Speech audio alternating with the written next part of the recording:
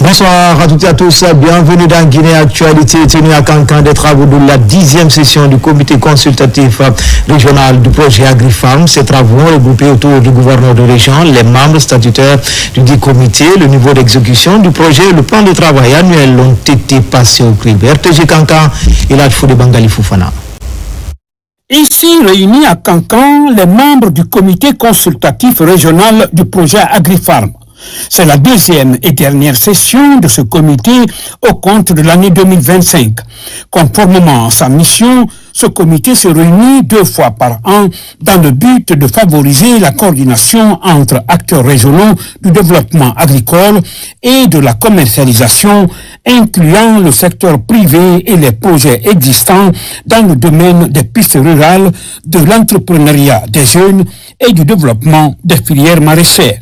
C'est le suivi des activités planifiées dans le PTBA. Ensuite, aider aussi le projet à se projeter dans la planification du PTBA 26. Et le projet tend vers sa fin. Et nous demandons humblement à l'AgriFarm pour que ces projets soient réalisés, le marché agricole de Badou-Saba. Et en même temps, la route Guinguiraï-Kapkaria qui a à peu près 85%. Cet instrument du projet veille non seulement sur le suivi des activités dans la localité, mais aussi sert à orienter le projet dans sa mise en œuvre. Ce projet a beaucoup d'objectifs dans la région. Nous pouvons citer les initiatives projets financés à coût partagé avec les institutions de microfinance, chose aussi qui renforce les capacités opérationnelles des groupements de femmes et de jeunes dans la région. Aujourd'hui, tous les sites de marchés agricoles sont étudiés et les marchés sont attribués aux entreprises.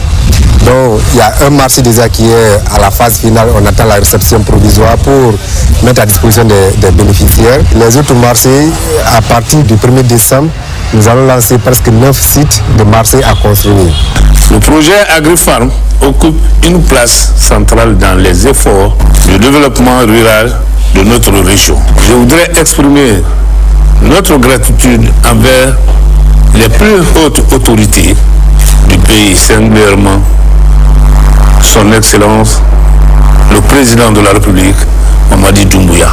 Les résultats devront contribuer significativement à l'orientation et au succès de ce projet AgriFarm dans les préfectures couvertes par l'antenne régionale de Cancan. Autonomisation des femmes, l'ONG CEDAR outille les femmes en technique de saponification et de transformation des produits locaux. L'exercice concerne pour cette première phase les femmes des communes de Ratouma et Dixine, une activité qui s'inscrit dans un programme social initié par cette organisation locale en faveur des personnes vulnérables que sont les femmes et les jeunes. Amadou Touré, Sédou Bassila. Offrir une nouvelle chance aux jeunes sur le marché de l'emploi à travers l'apprentissage des métiers et le soutien des initiatives de création de valeur ajoutée à travers la transformation des produits locaux est le but de l'ONG CEDAR. Une structure de jeunes engagée à aider les diplômés sans emploi et les femmes à travers la saponification, la teinture, la manufacture et autres. Cette structure, nous l'avons créée notamment pour aider les femmes et les jeunes, afin de les former et pour les envoyer sur le marché de l'emploi, et une façon aussi pour nous de créer de l'emploi afin qu'ils puissent subvenir à leurs besoins. C'est une ONG qui est là pour assister, mais aussi les personnes vulnérables, faire des projets, faire des sensibilisations.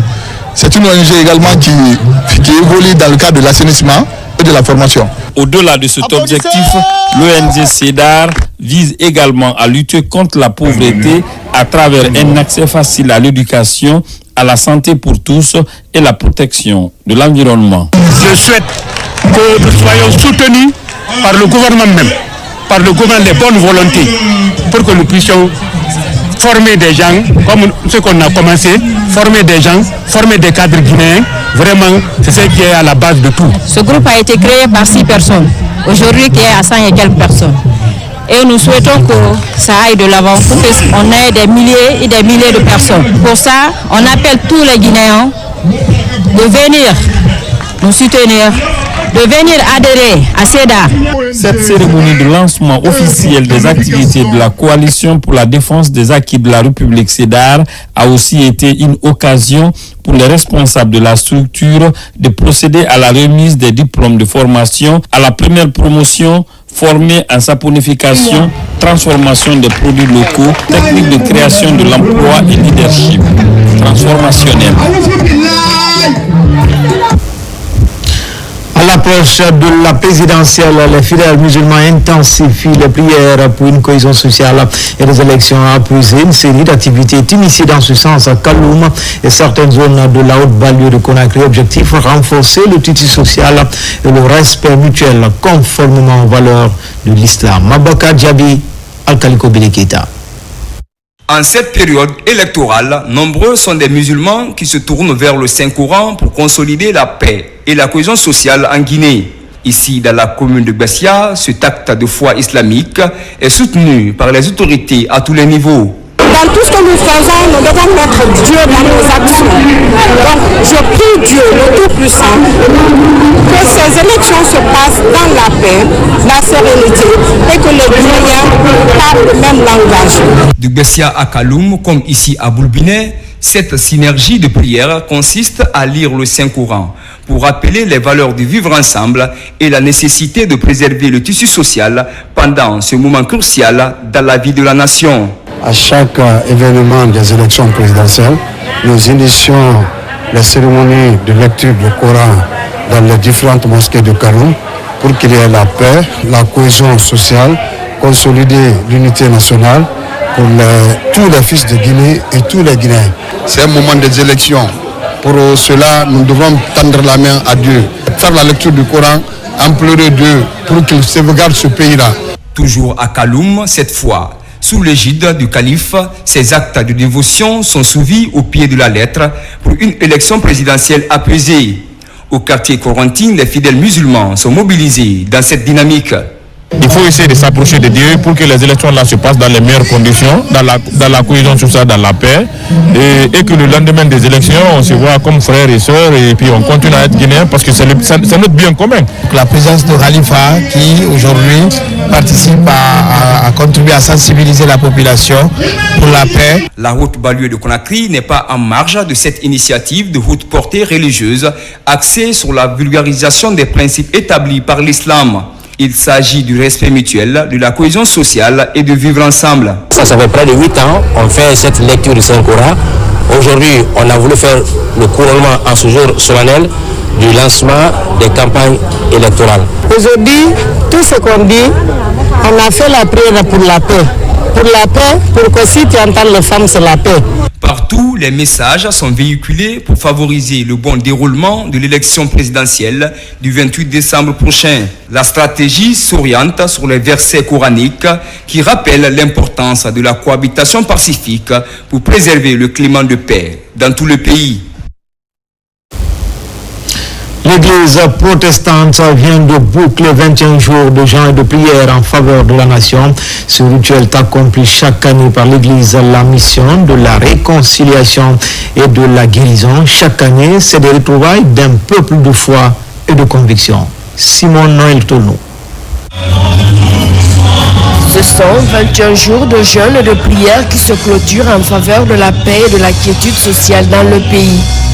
Lancée le 10 novembre dernier, la démarche consiste à implorer la grâce divine pour le bon déroulement de l'élection présidentielle apaisée. Pendant ces 21 jours de jeûne, nous avons élevé des prières pour la nation, pour les familles, pour les autorités, pour toute la nation, pour que nous soyons en paix et que nous puissions vivre ensemble dans la paix, dans la quiétude. Et cette fois-ci, ces jeunes coïncident avec le lancement officiel des campagnes électorales dans notre pays. Et nous sommes dit qu'il faut prier pour toutes les personnes qui vont se mobiliser, pour demander à Dieu leur protection. Ces traditionnels 21 jours de jeûne et de prière sont organisés chaque année par la mission de la réconciliation et de la guérison. À cette rencontre, l'occasion est mise à profit pour sensibiliser les uns et les autres à la préservation de la paix et à la retenue pour une Guinée émergente. nous avons à dire à notre population, l'humilité précède la gloire. L'unité est notre force. Marchons dans la paix. Donnons-nous la main parce que notre pays est à la traversée des chemins. Nous sommes dans un temps de traversée. Et ce temps de traversée doit se conclure en beauté. Notre pays est en train d'être transformé. Notre pays est en train d'être changé. Nous le voyons à l'œil nu. Cela est visible. Les témoignages sont forts. Si nous continuons sur cette lancée, nous sommes convaincus, oui, que la Guinée aura son mot à dire dans le Conseil des Nations dans les années qui viennent. À travers ces prières, la mission de la réconciliation et de la guérison entend continuer ses prières jusqu'à la période post-électorale. Enfin, ils viennent du service technique des ressources humaines, de la logistique ou encore du marketing de la Direction générale du patrimoine de l'État et des investissements privés pour célébrer l'harmonie autour du football.